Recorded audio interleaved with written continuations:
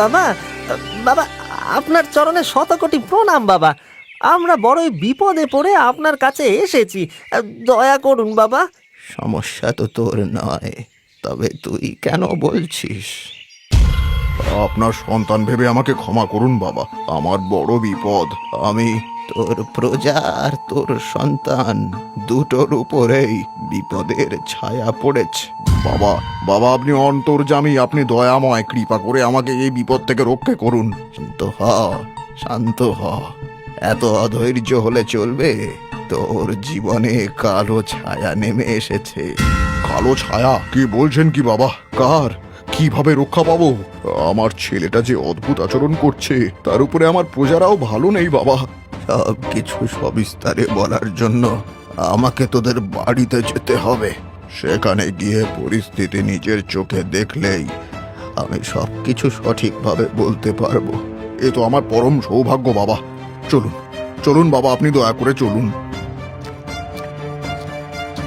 জমিদার বাবু সাধু বাবাকে নিয়ে গ্রামে ঢুকলেন। সমস্ত গ্রাম যেন থমথম করছে। তারপরেই সাধু বাবা জমিদার বাড়িতে প্রবেশ করলেন। জমিদার বাড়িতে প্রবেশ করেই সাধু বাবা যেন একটু চমকে উঠলেন। তিনি বার দুয়েক নাক টানলেন, তারপরেই চুপ করে গেলেন। জমিদার বাবু তাকে ছেলের ঘরে নিয়ে যেতেই সাধু বাবার মুখ বিবর্ণ হয়ে গেল। জমিদার বাবু বললেন, বাবা, বাবা এই আমার ছেলে। আপনি ওকে একটু দেখুন না বাবা, সব সময় কাঁদে। আর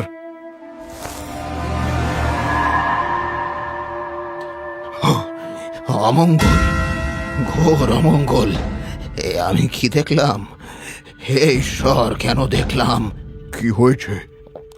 কি হয়েছে বাবা, বলুন না। বাবা, বাবা কি হয়েছে? আমার ছেলে ভালো হয়ে যাবে তো বাবা? এই গ্রামে, এই বাড়িতে এক অশুভ ছায়া পড়েছে জমিদার। সে ছাড়বে না, সে কাউকে ছাড়বে না।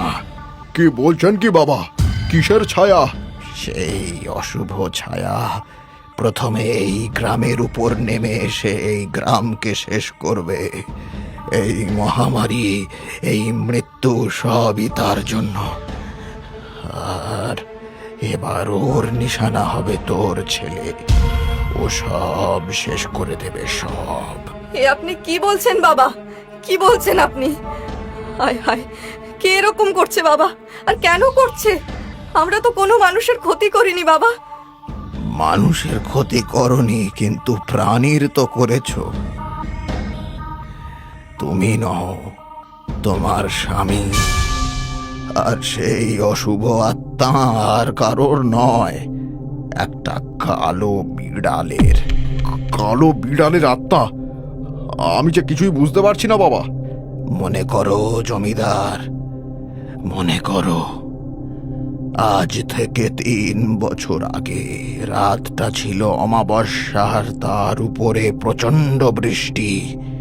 সেদিন একটা কালো বেড়াল তোমার বাড়ির উঠোনের নিচে 3টে বাচ্চা দিয়েছিল।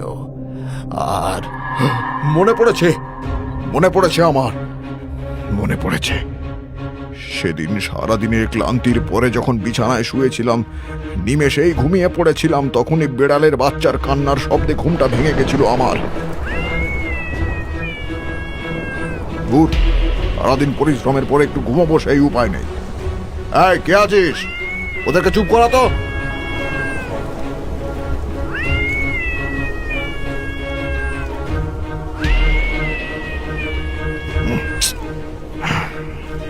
সমস্ত অকর্মণ্যগুলো জুটেছে এসে।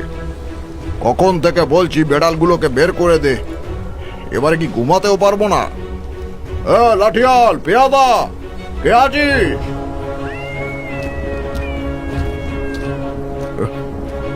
যত সব আপদ জুটেছে কপালে।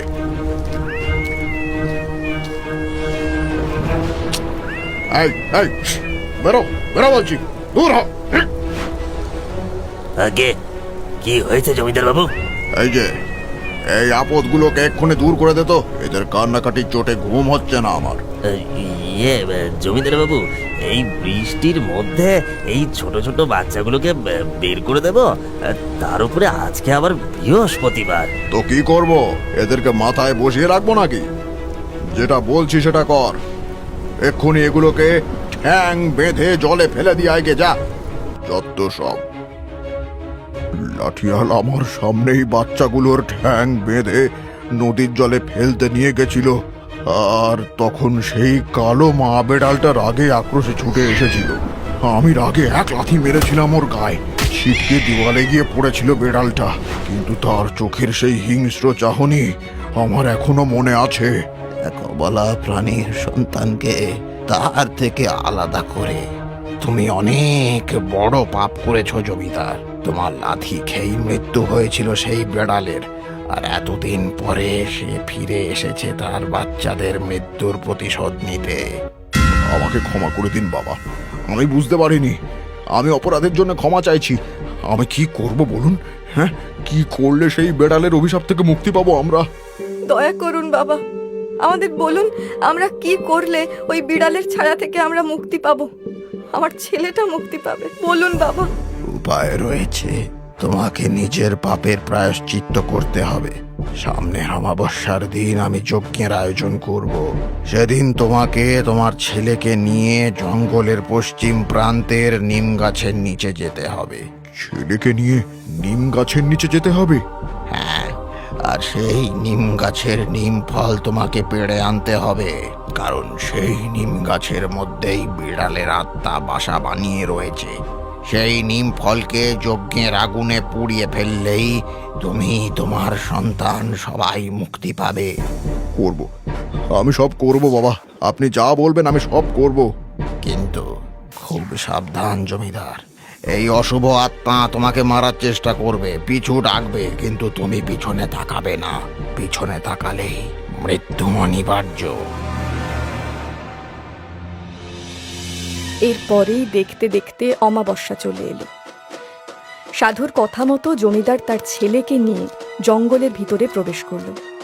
জঙ্গলের মধ্যে তখন ঘন নিরবিচ্ছিন্ন অন্ধকার। দূর থেকে শিয়ালের ডাক ভেসে আসছে। জমিদার তার ছেলেকে আঁকড়ে ধরে এগিয়ে যেতেই মনে হলো পিছন থেকে বিড়ালের ডাক শোনা যাচ্ছে, যেন সেই বিড়াল প্রতিশোধ নেওয়ার জন্য এসে হাজির হয়েছে। সে যেন বলছে, ছাড়বো না, তোদের কাউকে আমি ছাড়বো না। তুই শুধু আমায় নয়, আমার ছোট ছোট বাচ্চাগুলোকেও হত্যা করেছিস। তুই হত্যাকারী, পাপী। এবার তুই নিজের সন্তানকে হারানোর কষ্ট বুঝবি।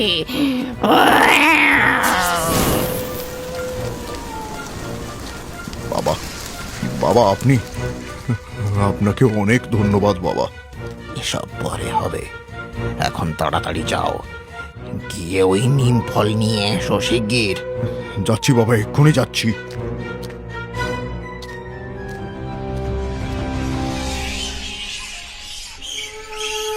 ওম হ্রিং ক্রিং কুরু ফট স্বাহা, নিম হিম কুরু ফট স্বাহা।